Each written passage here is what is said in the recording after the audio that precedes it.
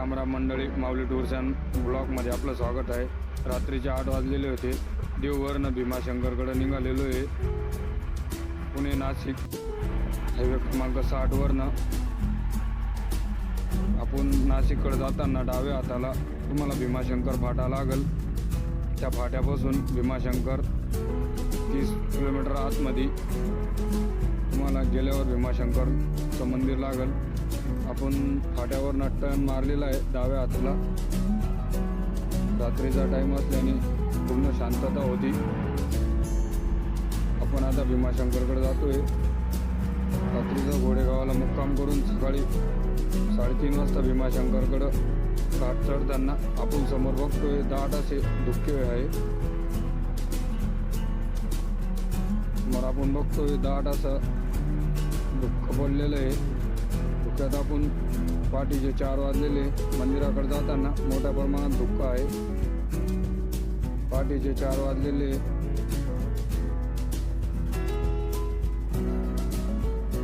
आपण भीमाशंकरकडे चाललेलो आहे घाट सोडून. तुम्हाला पुढच्या व्हिडिओमध्ये घाट देखील बघायला भेटणार आहे.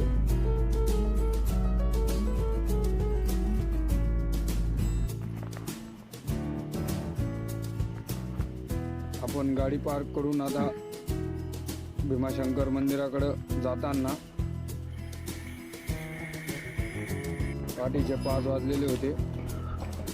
तर बघा आपण मंदिराच्या आतमध्ये जाताना चला तर मग भीमाशंकर मंदिराकडे 12 ज्योतिर्लिंगांपैकी एक असलेलं भीमाशंकर ज्योतिर्लिंग आहे.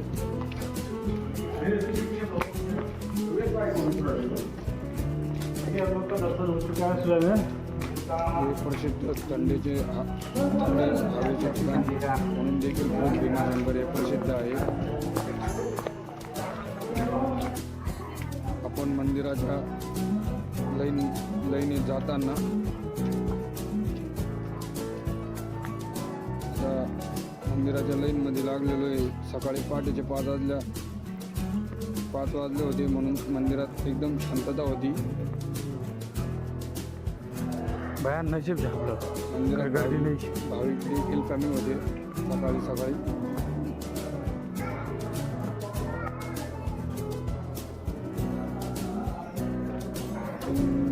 समोर बघतोय ते भीमाशंकरचं मंदिर. समोर बघतोय ती ज्योतिर्लिंग होती.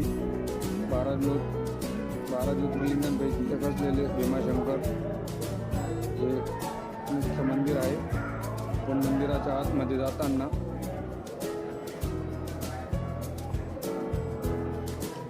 आपण बघू शकतो मंदिराची सुंदर असं कोरीव काम आहे. समोर LED स्क्रीनमध्ये देखील आपण भीमाशंकरची मूर्ती बघू शकतो.